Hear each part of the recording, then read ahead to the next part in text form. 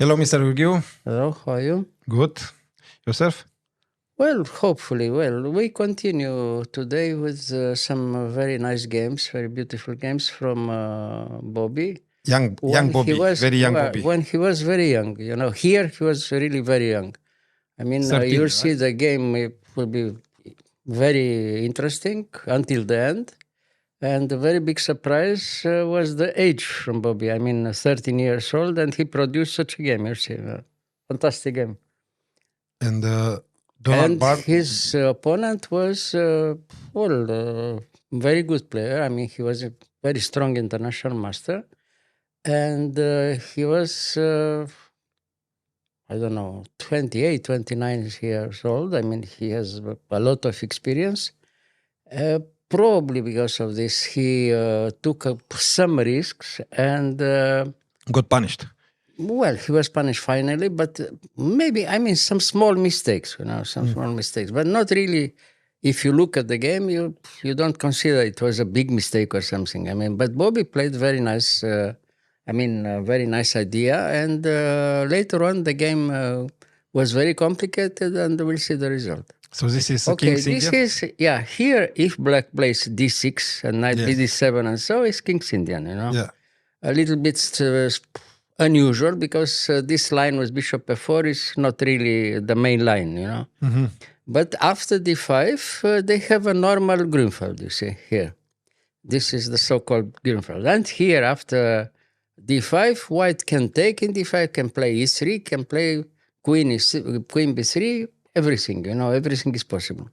Queen b3 is an old line preferred by the Russians, by the Soviets. It was played a lot by Smyslov and Botvinnik. And Korchnoi. These two. And Korchnoi sometimes, yeah. Yeah. And here, black takes in c4, white takes in c4. Main line, this is main line. Here, the modern line, they said is probably, I don't know if it's the best, but it's possible to play knight a6 with the idea to play c5. But c6 also is okay, it's normal. So here's this one? Yeah, instead of c6. Okay, instead of c6, knight a6 with the idea to push immediately c5.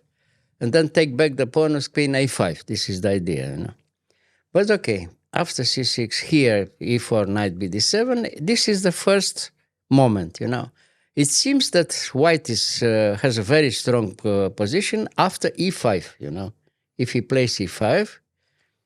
This one? Yeah. If black continues with knight b6, it's not so good because white can sacrifice the queen for 3 pieces, e5, knight b6, and he takes in f6.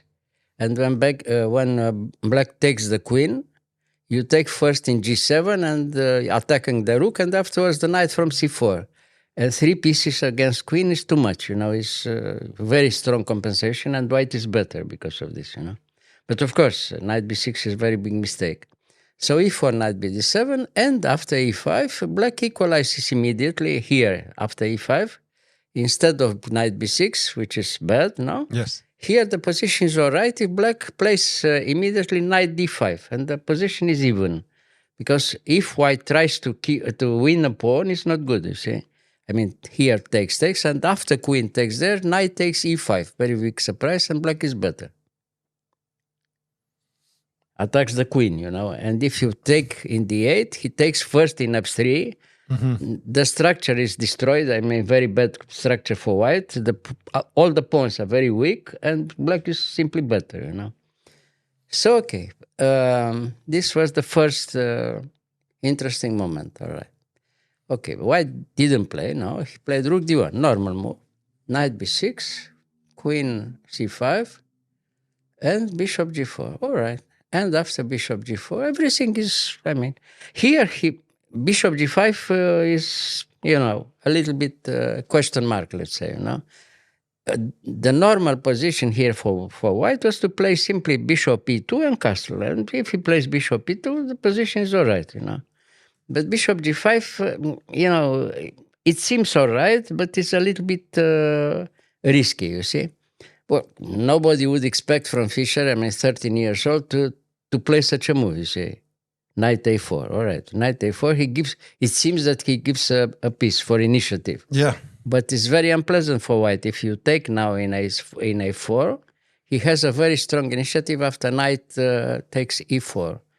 And all right, afterwards, it's simply very difficult. Now, for instance, queen b4, what can you play? Queen b4, I mean, no? Queen d4? b4. b4, I mean, here was attacking the queen, no? Yes.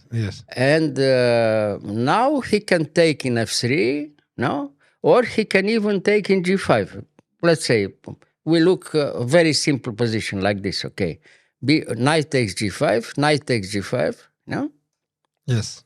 And rook takes d1, bishop takes d1, king takes d1. Look, the king is very bad in d1 now, and now bishop takes d4. Well, he sacrificed something, but has a very strong initiative. I mean, has rook and 2 pawns and very strong initiative against the white king. The white king is a very exposed. Very bad position. So yes. So okay, it's unpleasant for white already. So he didn't play like this, of course. No? Yes. Okay, knight a4. So he played queen a3. Yes. Okay. Now he continued, of course. He took in c3, he took the pawn, and now again he continues tactically. He took the pawn. Now is all right, but he gives the exchange here. I mean, he gave the exchange again for initiative, very strong initiative. And now when he took in e7, queen b6, he continues, queen b6. He is ready to give the exchange. I mean, bishop takes f8, for instance. Now he played bishop c4. Yeah. But instead of bishop c4, if he takes, for instance, f8, even if he takes with the rook is all right, but it's better to take with the bishop. And now queen somewhere, for instance, queen b3, let's say, or something like this, no? And now simply knight takes c3. Knight takes c3? Yeah, now if you take the knight in c3, you are lost immediately after bishop b4. You lose the queen. Yes. Now, again, if you take in b6, well, here he can resign, of course. Exactly. No? I mean, after knight c3, very bad position. What can you do? If you take in b6, again, the position is destroyed for white, You lose also the pawn from a2. The attack continues all the time, So, yeah. So, what can he do? He played bishop c4, no? Okay. Yeah, bishop c4, to have some initiative, let's say, no? Yes. Okay. And now rook e8, no? What did he play? Rook? No, bishop here. He took in c3, I mean. No? Yes, he took in c3. And now check. Okay, rook king f1, and now look again, fantastic move, bishop e6. He gives the queen, but everything is correct, I mean, if you take bishop takes e2, we show a very nice variation, you see, which is almost unbelievable, but it's playable. I mean, it could happen, If white takes in e6 now. White takes bishop takes e6, e6. E6. The white bishop takes in e6. Yes. Now look variation. Now queen b5 check. Queen b5 check. Yes. Yes. King g1. Everything is first. Yes. Yeah. Knight e2 check. Yeah. King f1. Knight g3 check. King g1. And now surprise. Queen f1 check. Rook takes. Knight e2 mate. Yes. Yeah. In the middle of the game, you see. Everything correct. So if you can't play like this, you have to accept to take the queen. But afterwards, it's again terrible. What happens? So here what did he play? He took, yes. Yeah. Now again, bishop takes e4. Everything first again. Well, it's not so complicated, but it's very beautiful. Yes. So knight e2 check there, takes with check, comes back, of course. No. And now check, and there, check. King terrible. He's undecided. Yeah, and now he took back. Now what can you do? You have to move the queen, no? Yes. Where? Only b4, the only move. If you play queen b2, you lose the queen, knight e2 check. Yes. So again, what can rook a4 with tempo, everything with tempo, you see. So now again, what can you do? So, and now finally he took the rook. Now we see the results. White's position is completely destroyed here, He has the queen on the table, but he can resign finally, Well, he continues until the end, and finally it will be made, final, the result.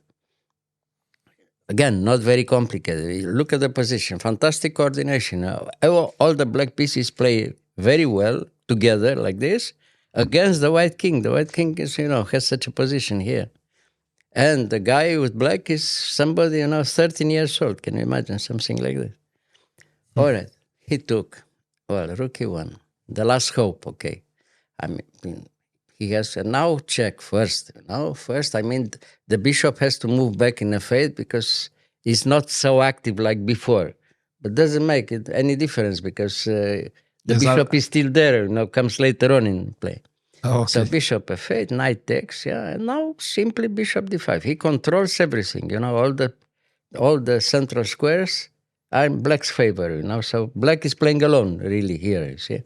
Mm-hmm. And until the end is demonstration, not very complicated, but very nice also, you see. So knight f3, knight e4. Look, until the end, what happens? b5, not chance anything. b5. Well, here white could resign, of course, in this position already. Because there's no play. Well, no counterplay at all, you see. So he continues a little bit, and we'll see what happens until the end. Knight e5, king g7, no? Yes. King g7. Now he threatens bishop d6. Now the only move is the game continuation. What did he play here? King g1. If not, he comes bishop d6 again. It's worse. Takes the knight. Okay, so here, check. Now, the king must move only here, because if he moves back, then bishop d6 again, So, all right, knight g3. And from here, it starts, it's everything is paused until the end, mate, you see, until the end. So look how. Here, check, here. See, all the black pieces are playing against the king, you see, the king alone. So, yeah. Knight e2, check, there. Check again. King c1, rook c2 mate. Beautiful, no? Very beautiful game. Yes. 13 years old. Can you imagine something? Immortal game. One of the immortal games from Fischer, you see. Yeah. Amazing. Very, very beautiful. Wow. That was the first big sign that. Yeah. Fantastic game. Great player. Well, it's nothing unusual if you look at the position. If the guy with black would be a very strong grandmaster, it would be no surprise. But 13 years old, to play like this. Yeah. Can you imagine? Very nice. Yeah, beautiful. Okay. Thank you, Mr. Gheorghiu. Yeah.